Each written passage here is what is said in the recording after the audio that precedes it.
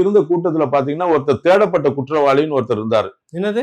தேடப்பட்ட போலீஸால் இல்ல நான் சொல்றது வெள்ளை அங்கி போட்டுட்டு விஜய் வெள்ளை அங்கி இல்ல, ஒரு சிகப்பு கலர் அங்கி போட்டு ஆமா அவர் பேர் பிஷப், அவர் ஜெபிச்சாரு. அவர் பேர் ஜெய்சிங்னு ஒரு பிஷப். அவர் பிஷப்பே கிடையாது. ஃபர்ஸ்ட் அவர் பிஷப் கிடையாது. அவர் வந்து ஆங்கிலிக்கன் நிறுவனத்திலிருந்து தூக்கி வீசப்பட்டவர். பல பேரை ஏமாத்திட்டாரு, சீட் பண்ணிட்டாருன்னு சொல்லிட்டு 5 லட்சம் 7 லட்சம் பல வழக்குகள் தமிழ்நாட்டில் இருக்கு. ஒரு 35 லட்சம் ரூபாய் ஒரு நல்ல ஒரு மனிதனை ஊட்டியில் இருக்கிறவருடைய சொத்தை ஆட்டையை போட்டாருன்ட்டு 1.5 வருஷமா தேடப்பட்ட குற்றவாளி அவரு. அவரை வந்து இன்னைக்கு ஜெபம் பண்ண விட்டுருக்காங்க. இதெல்லாம் கிறிஸ்துவத்துக்கு வந்து கேடு இது. ஏன்னா இவனுக்கு எவனும் கிறிஸ்துவன்னு ஒரு அங்கி போட்டா எவனெல்லாம் விட்டுருவாங்க. அவன் ஃப்ராடா திருடனா எதுனே இவனுக்கு கிடையாது. இவனுக்கு தேவை ஓட்டு. நான் சொல்றேன், விஜய் வந்து இப்படி திருடரோடு அவர் ஆரம்பமே சரியில்லை. 2வது இப்படிப்பட்ட ஆட்கள் இன்னும் சரியில்லை. இதெல்லாம் பாத்துக்கணும். ஏன்னா புதுத்தளத்துல நான் பேசுறேன், எனக்கு எந்த கவலையும் கிடையாது. ஏன்னா எல்லா ஆதாரத்தோட பேசுறேன், கையில ஆதாரத்தை வச்சுதான் பேசுறேன். ஏன்னா இவர்கள் வந்து ஆமா ஜெய்சிங் என்பவர் தேடப்பட்ட குற்றவாளி. ஆமா தைரியமா சொல்றேன். நான் டிவிக்கு முன்னால உட்காந்து சொல்றேன்.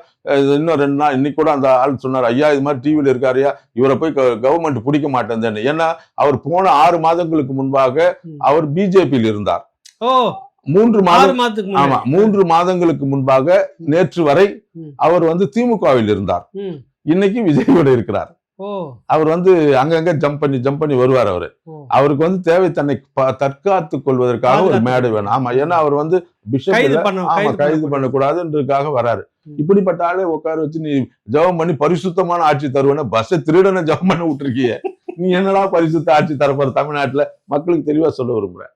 ஏன்னா இவங்க எப்படி ஜோக்கராக இவங்க எல்லாம் பாருங்க, சிரிப்பா இருக்கு எனக்கு. என்ன தெரியும் உங்களுக்கு வந்து நான் என்ன சொல்றேன், கிறிஸ்தவம் என்பது ஒரு தூய்மையான மதம்.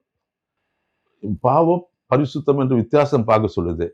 நீ பாவியே கூட்டு உட்கார வச்சுட்டு நல்லாட்சி தருவேன்னு சொன்னீங்கன்னா பாவிகள் திருந்த கூடாதுங்களா? ஆமா, பாவி திருந்தலாங்க. பாவியா இருந்து திருந்துட்டா மன்னிச்சுட்டு அவர் நல்லவரா இருந்துட்டா நானே இப்ப சொல்ல மாட்டேன்ல.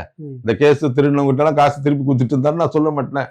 இன்னைக்கும் அவருக்கு 5 வருஷமா ஒருத்தன் கார் ஓட்டிட்டு இருந்தான். அந்த பையனுக்கு 10 லட்சம் ரூபாய் நான் வேலை வாங்கி தரேன், கவர்மெண்ட் வேலை வாங்கி தரேன்ட்டு 5 லட்சம் ரூபாய் ஆட்டையை போட்டு அவன் ஒரு பிடிவாரண்ட் வச்சுன்னு தேடினுக்கிறான். இவரை அவன் சேலத்துல இருந்து கேட்கிறான், அண்ணா இது மாதிரி இங்க உட்காந்துங்கிறாருன்னு. நான் சொன்ன தமிழ்நாடு போலீஸ் வந்து நேத்து வரைக்கும் அவர் வந்து திமுக இருந்தாரு, பிடிக்க மாட்டான். இன்னைக்கு பாரு விஜய் கிட்ட வந்தா, தயவுசெய்து நாளைக்கு வந்து நீ மறுபடியும் கேளு பாரு, விஜய் கிட்ட போயிட்டாருன்னா ஒருவேளை கோவப்பட்டு பிடிச்சி விட்டாலும் கொடுப்பான் உனக்கு. ஏன்னா ஆவடியில அவர் இருக்கிற இடத்துல இருக்கிற அந்த திமுக அந்த ஆட்களும் சரி, இவருடைய அந்த அரசு, நம்ம திமுக கட்சி வந்து எப்பயுமே நல்லவனுக்கு ஆதரவு கொடுக்காதுங்க.